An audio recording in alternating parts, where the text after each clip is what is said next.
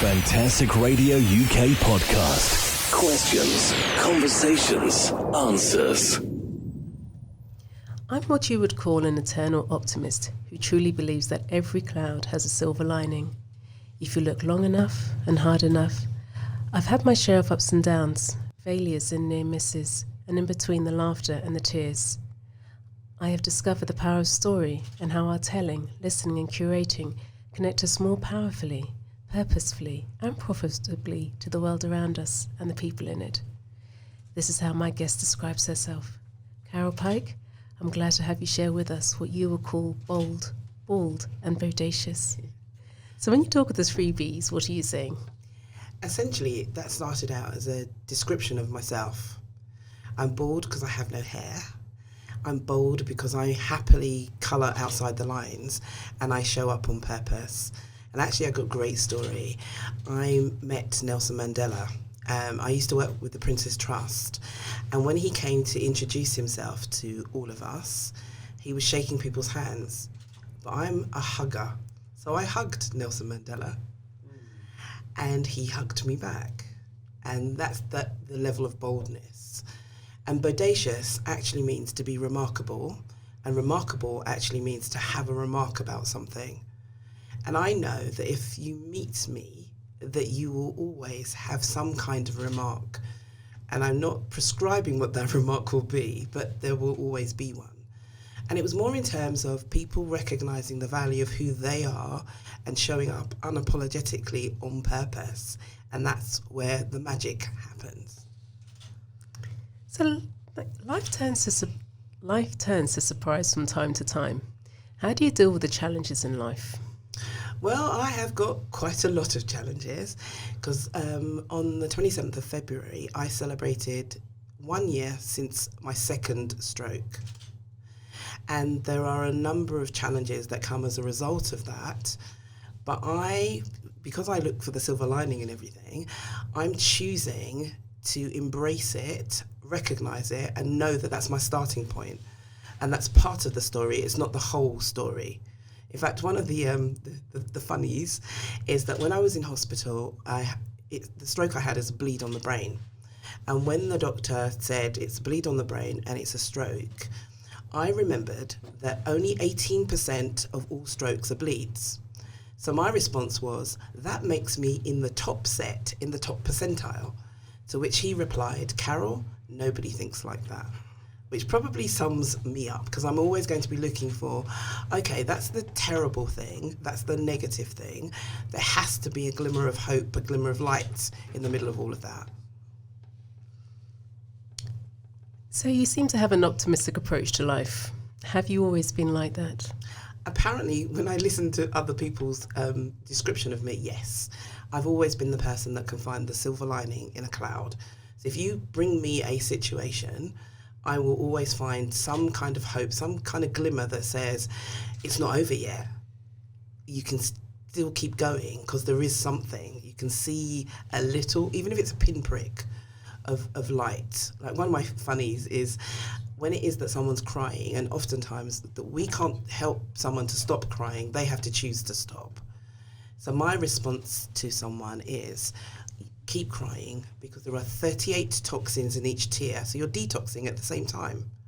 And that always results in them laughing because that's got to be a crazy thing in the middle of their kind of despair or whatever it is that's going on for them. But it gives them a break to be able to regroup and start again.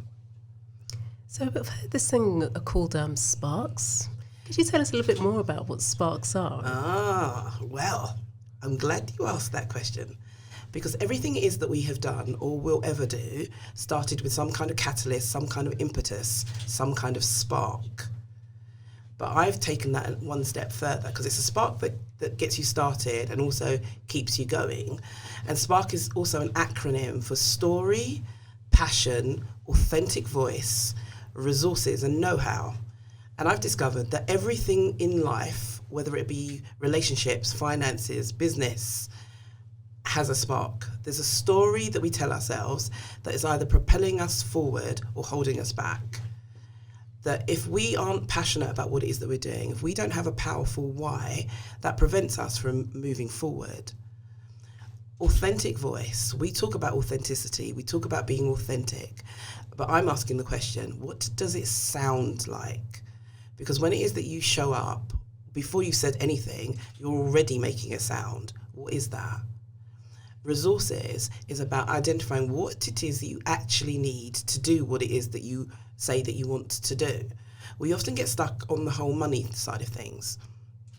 And sometimes it's not a money issue, it's a systems issue, it's an attitude issue, it's a mindset, it's accountability, it's support. There are a number of other factors that are also important to help you to move forward. And then K is about know-how. Because we are in this whole knowledge economy where we say, well, we need more information. Actually, we don't need any more information. We need to act on the information that we already have. And know-how for me is about taking action. Because so many times people are busy.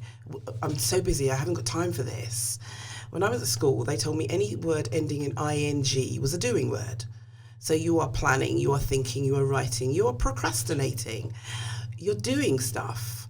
And I've discovered that doing keeps you busy. It's only action that moves you forward. And that's essentially the spark. And it's about helping people to find the spark that ignites the flame that sets their world, whatever that is, on fire. So would you say that this is all part of the personal branding package that a person should try to develop in order to stimulate business or in order to stimulate wealth in other areas? Yes. And I take the spark a little bit way further. I spoke about Nelson Mandela, and one of the things that I discovered when I met him was that people talk about people that have presence. And I actually didn't realise what that meant until it was that I was in his presence. Because he didn't have to say anything, he didn't have to do anything, he was just there and you felt his energy. And I realised that that's actually his sparkle. So it's the kind of, and obviously spark is the core of the word sparkle. And L is about leadership. And leadership isn't about a title, it's about who it is that you are. And leadership isn't just about, having that you're in the army and there's kind of people walking behind you. It's about how are you leading in your thinking? Are you thinking the same as anybody else? Have you got a different approach to something? That whole thing that uniquely makes you you. So L is about leadership, and E is about experience, because the journey that we have travelled is littered with experiences. And so often we ignore those because we think, oh, that was a bad experience. Right, I'm going to put that under the carpet and I'm going to try and forget that. And the reality is that nobody else has got the combination of experience and expertise, failures and mistakes, successes and triumphs. So your experience is really valuable because it can help to inform things it is that you're doing. And the fact that you've made it through that bad experience, you've got strategies and skills that you've developed as a result of that will help you in moving towards whatever it is that you want to do. So as a person who speaks and teaches on the subject, why do you think that some people don't pay particular attention when it comes to personal branding? Well, I think that personal branding is got a bad rep in some areas, because people often think of personal branding as being the logo. It's about the design, it's about the colours that you use. Now that's part of the picture if you're a business and that's what it is that you're doing. But I see personal branding as being the story you tell the moment you show up and all before you've uttered a single word. And that story begins with the story you tell yourself. And if we look at a great example, if you are sad, you can't walk into a room and be happy. That sadness comes with you, and that people read that when it is that they see you. So we tell stories just by the way it is that we walk into a room. We tell stories by the way in which it is that we communicate.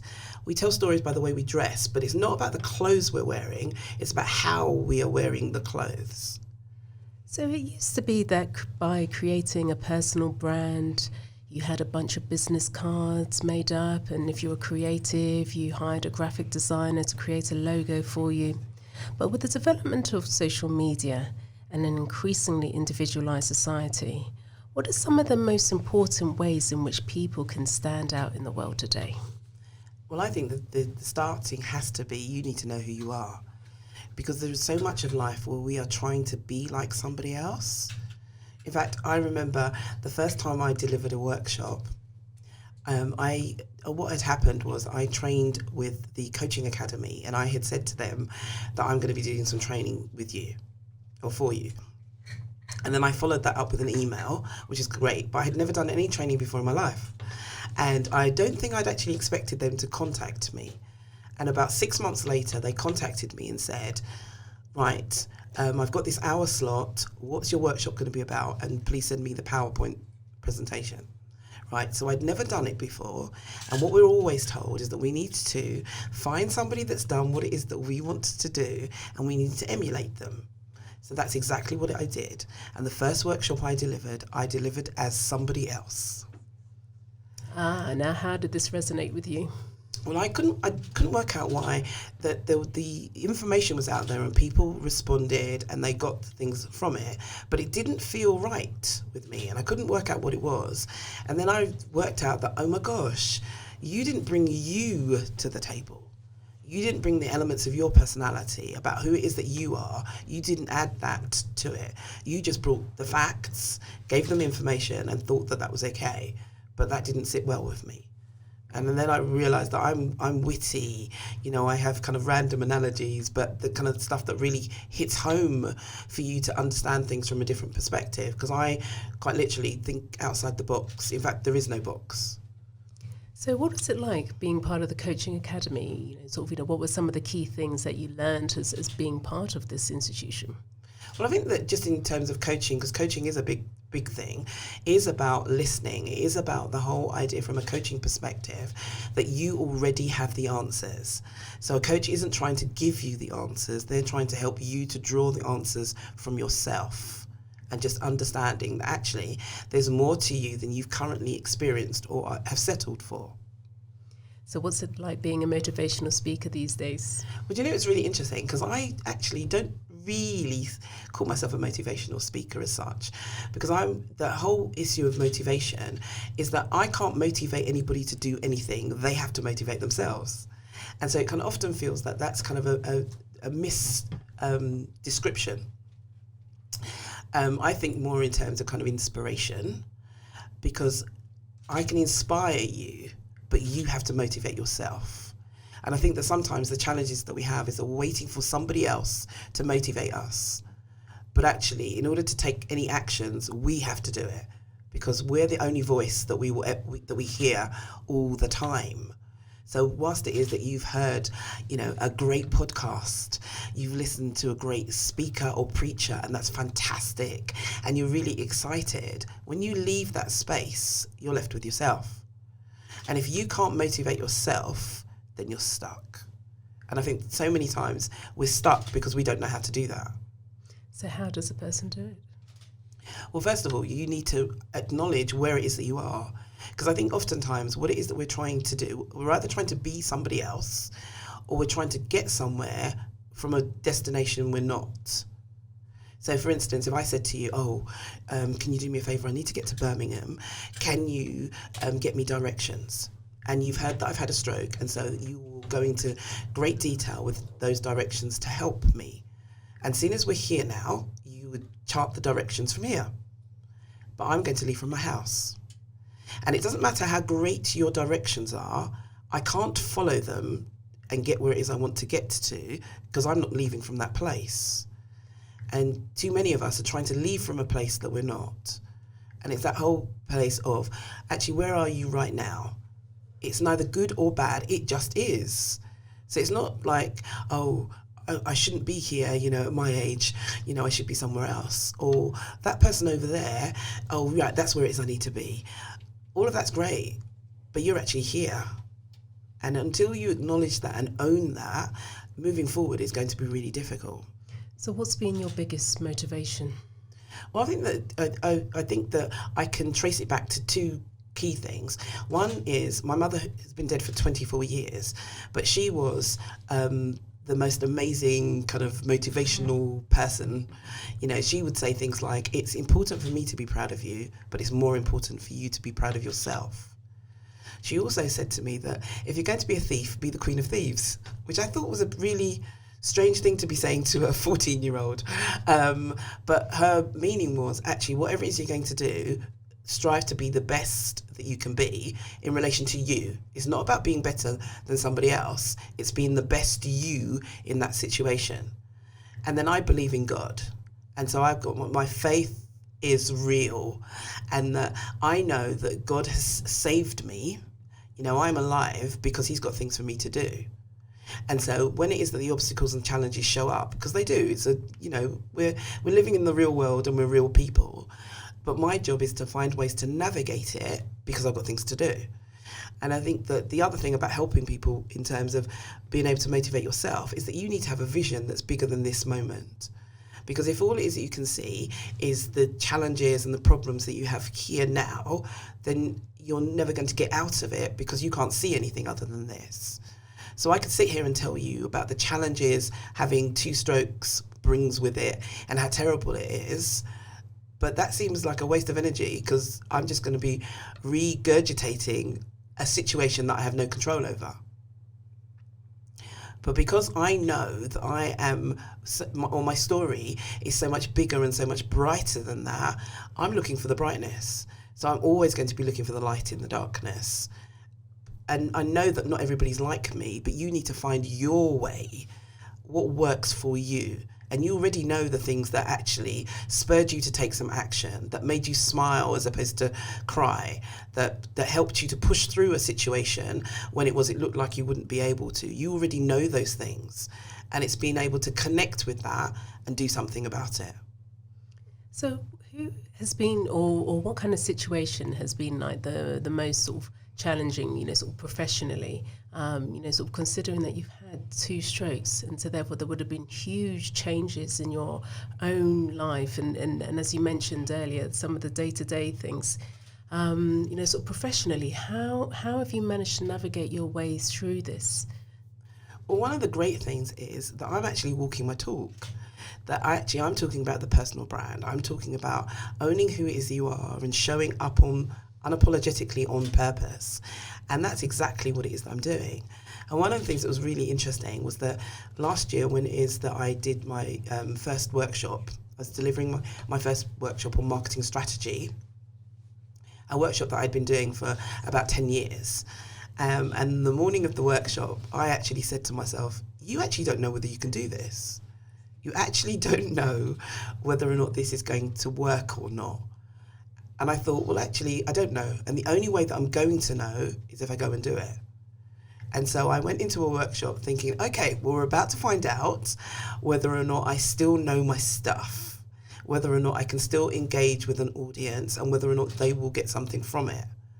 But the only way for me to find that out was actually to do it. And I was unafraid to do that. And I did. And it turns out that actually it was amazing. And it's not just amazing because I did it, but it was amazing because the people that participated enjoyed it and got something from it. So you really are bold. Yes, really. So can you give us an example of being boldacious then? You know, how can young people today be a little bit more boldacious? I think that because I think that the fundamentals for absolutely everything is knowing who you are. And I think young people, it's particularly challenging because we have social media, Instagram in particular, that's showing you, you know, the wonderful world that people are living in. Not really, but that whole thing where it's kind of showing you something that you think that is unattainable for you, or that they are better than you in some way. And I would say is actually stop for a moment and identify who you are and what it is that you are looking for, and then reconnect with everything. Because the moment it is that we recognize that the core of you that makes you you, actually it doesn't change. It actually, the stuff that makes you individually you is the same. All that happens is that we have layers of life and layers of challenges and layers of mistakes on top of it, and so we then lose sight of it. And I've got a great example. I was in hospital. They had a reading group and they asked me if I wanted to join. And I thought, okay. So I went along, and there was myself, a patient, a nurse, and 2 external people. And we did a round the table read, and then we had a free flow conversation. And in the free flow conversation, all the non-patients looked at me and said, you need to be a motivational speaker. And I thought that that was particularly interesting and funny because I was in my pajamas in a wheelchair and I hadn't had a wash yet. So there was nothing that I did to get them to think like that. And they had never met me before. So it wasn't based on any history. It was based solely on how it was that I showed up in that moment. And the only thing that I had to show up with was me. And it wasn't even that they said that. One of the women was the president of a Rotary Club who actually booked me to speak. And I've spoken there, and I've spoken in another Rotary Club as a result of that. And I've got a couple other bookings as a result of that moment in the hospital when I was sitting in a wheelchair in my pajamas and I hadn't had a wash yet. And so what I'm saying to everybody, who you are that makes you uniquely you exists, irrespective of what storms are raging and what problems it is that you have. And it's that whole thing about helping young people to recognise the value of who they are right where they are now, and that it isn't dependent on whether or not it fits in with that other person or whether you look like the other person. Because in real terms, none of us look alike. So even if you were born an identical twin, based on the experiences you both have, you change. And so therefore, us striving to try and be like somebody else, we're wasting time because we're never going to get that. But the moment it is that you own who you are, warts and all, actually everything changes because you're now not trying to fit in, you're just being you. And I think there's a quote that says, why are you trying to fit in when you were born to stand out? And I think that we need to be working more with young people for them to help to find their identity. That you may not be a scholar, you may not get straight A's, but that doesn't make you less than the person that does. It just makes you different. And let's celebrate that difference and look at how it is that we can use that, because there are going to be things that you can do that they can't do. And I think that confidence will be very, very encouraging for a lot of the children today who tend to receive very mixed messages about how to live, about what to do, and about how to get through struggles in life. Because quite often they don't have that vision, and therefore they'll find it hard to sort of navigate their way through those storms because they can't kind of quite see what's on the horizon. Yeah, and I think that we're doing our children a disservice by not sharing with them that actually that you are fabulous just with the way you are. Like, I firmly believe that we are all awesome. We have just got different flavours. And the key is for you to find your flavour, or you can refer to it as a rhythm. What's your rhythm? That how is it that you make music in terms of what it is that you do? And it's not the same as anybody else, but that's fine. Because look how many different genres of music we have. And I think that we've only got 7 notes. So actually, that people are creating things out of seemingly nothing. And actually, we can do the same. And thinking about music, what are you currently listening to at the moment? Or, are there any sort of particular tracks that you would say are really part of your soundtrack? Well, one of the things that's really interesting, since the stroke, I don't have major memories pre-February 2019. So that's a little bit complicated.